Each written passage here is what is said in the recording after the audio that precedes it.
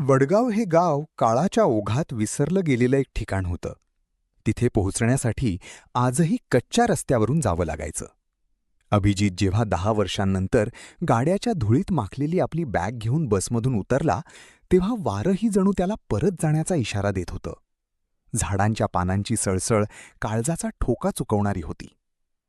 वडिलांच्या निधनानंतरची सुतकी शांतता त्याच्या घरावर पसरली होती. पण संपूर्ण गावाची नजर मात्र त्या एका टेकडीवर असलेल्या जुन्या काळवंडलेल्या वाड्यावर होती. गणेशने जेव्हा त्याला सावध केलं, तेव्हा अभिजितच्या मनात शहरातल्या तर्कशास्त्राने घर केलं होतं. तो हसून म्हणाला, "गणेश, आजच्या काळात या भूताखेतांच्या गोष्टींवर कोण विश्वास ठेवतं?" गणेशने त्याचा हात घट्ट धरला आणि म्हणाला, "हे भूत नाही रे, हे पाप आहे." 50 वर्षांपूर्वी एका रात्री त्या वाड्यातलं हसतं खेळतं इनामदारांचं कुटुंब संपलं. 7 माणसं रक्ताचा थेंबही न सांडता मेलेली आढळली. त्यांच्या डोळ्यांत फक्त एकच गोष्ट होती, अतोनात भीती.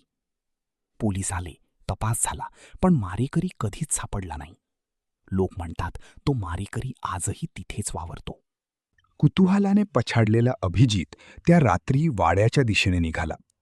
वाड्याचा लाकडी दरवाजा अर्धवट उघडा होता, जणू कोणाची तरी वाट पाहत असावा. आत शिरताच त्याला कुबट वास आला. धूळ खाल्लेल्या फर्निचरवर कोष्ट्यांची जाळी पसरली होती. अचानक खालच्या मजल्यावरून एक जुना धातूचा आवाज आला, टन. अभिजितने बॅटरीचा उजेड भिंतीवर फिरवला. तिथे जुन्या काळचे तैलचित्र होते. एका चित्रासमोर तो थबकला. त्या चित्रात संपूर्ण कुटुंब होतं, पण मधल्या एका पुरुषाचा चेहरा कोणातरी धारधार शस्त्राने खरवडून काढला होता. तो चेहरा पूर्णपणे अस्पष्ट होता. अचानक वाड्यातलं तापमान शून्याच्या खाली गेल्यासारखं वाटलं. अभिजितच्या कानापाशी कोणीतरी अत्यंत थंड स्वरात कुजबुजलं, "तू शेवटी आलास." दुसऱ्या दिवशी अभिजितने गावातील सर्वात वयस्कर व्यक्ती सदाशिव आजोबा यांना गाठलं.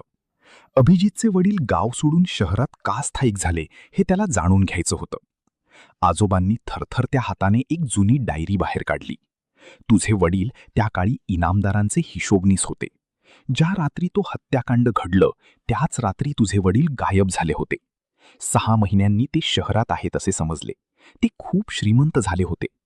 गाववाल्यांना वाटलं त्यांनी नशिबाने पैसे कमावले. पण..." आजोबा थांबले. "पण काय?" अभिजितने विचारलं. मारेकऱ्याचा चेहरा त्या फोटोतून पुसला गेला होता, कारण तो चेहरा या गावाला माहिती होता. तो चेहरा तुझ्या वडिलांचा होता, अभिजित.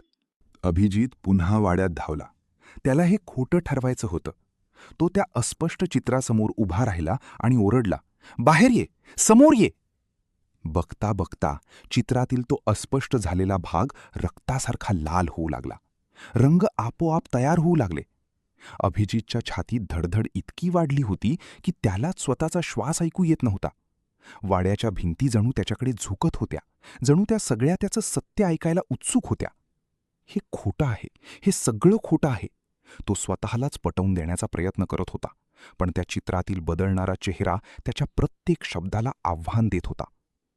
चित्र पूर्ण स्पष्ट झालं, पण तो जिवंत माणसाचा नव्हता.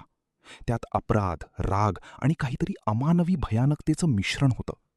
त्या डोळ्यांत ओळखीचं काहीच उरलं नव्हतं. "तुला वाटलं सत्य कायम लपून राहील?" आवाज पुन्हा घुमला, यावेळी अधिक जवळून. अभिजितने मागे वळून पाहिलं. खोलीच्या कोपऱ्यातून उठणारी सावली आता आकार घेत होती. हळूहळू ती त्याच्या वडिलांच्या रूपात बदलली, पण त्यांचं शरीर धुरासारखं हलत होतं, जणू ते पूर्ण अस्तित्वातच नव्हते. त्यांचा प्रत्येक पाऊल पुढे पडताच जमिनीवर काळपट डाग पडत होते, जणू जमीनही त्या स्पर्शाने जळत होती. "तू असं करू शकत नाहीस." अभिजितचा आवाज थरथरला. "मी आधीच केलंय."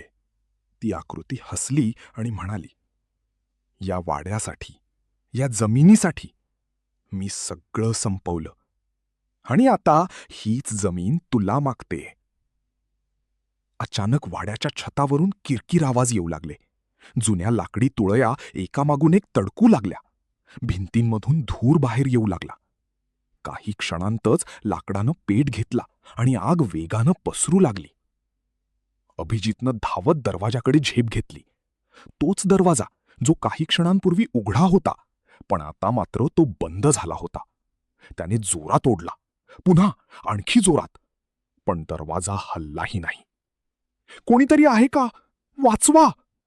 तो ओरडला, पण बाहेरून फक्त वाऱ्याचा आवाज येत होता. खिडकीकडे धावत जाताच त्याला बाहेर काही गावकरी दिसले. ते वाड्याकडे भीतीनं पाहत उभे होते, पण कोणीही पुढे येत नव्हतं. जणू त्यांना आधीच माहिती होतं, या वाड्यात जे घडतंय त्यात हस्तक्षेप करणं अशक्य आहे. आग आता भडकली होती. धूर डोळ्यात शिरत होता. श्वास घ्यायलाही त्रास होऊ लागला. मागून पुन्हा तोच आवाज आला. पळून जाऊ शकत नाहीस. हे तुझंही पाप आहे. रक्ताचं नातं कधी सुटत नाही. अभिजितने मागे पाहिलं. ती सावली आता अगदी जवळ उभी होती. क्षणभरासाठी त्याला आपल्या वडिलांचा जुना, प्रेमळ चेहरा आठवला.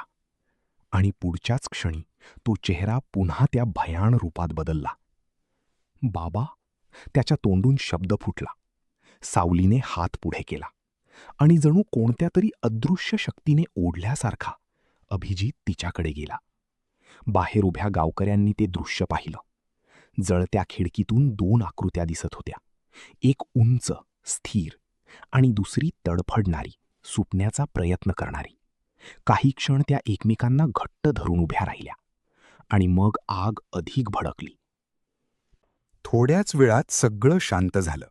वाडा जळून खाक झाला. पण गोष्ट तिथे संपली नाही. आजही वडगावात अमावस्येच्या रात्री जेव्हा आकाश पूर्ण काळं असतं आणि वारा विचित्र आवाज करत वाहतो, तेव्हा गावकरी सांगतात, त्या जळलेल्या वाड्याच्या राखेत हालचाल होते. हळूहळू 2 सावल्या उभ्या राहतात. एक जड, स्थिर आणि दुसरी बेचैन, हलती. त्या दोघी वाड्यातून बाहेर पडतात, शांतपणे, कोणताही आवाज न करता. त्या गावातून नदीकाठी जातात. पाण्याच्या काठावर काही वेळ थांबतात, जणू काहीतरी शोधत आहेत किंवा कदाचित विसरायचा प्रयत्न करत आहेत. आणि मग पुन्हा वळतात, परत त्या वाड्यात शिरतात. कोणी त्यांच्याजवळ जाण्याची हिंमत करत नाही. वडगाव अजूनही तसंच आहे, शांत, निवांत. पण त्या शांततेत आता एक गडद थर आहे, एक न बोललेली भीती. आणि त्या भीतीचं एक नाव आहे, अभिजित. हा व्हिडिओ तुम्हाला आवडला असेल तर व्हिडिओला नक्की लाईक करा आणि आपला अभिप्राय कमेंट करून जरूर कळवा. तुमच्या मित्रमैत्रिणींना आणि परिवाराला हा व्हिडिओ शेअर करायला विसरू नका. अशाच नवनवीन व्हिडिओसाठी चॅनलला सबस्क्राईब करा आणि बेल आयकन दाबा. भेटूया पुढच्या व्हिडिओमध्ये. जय शिवराय.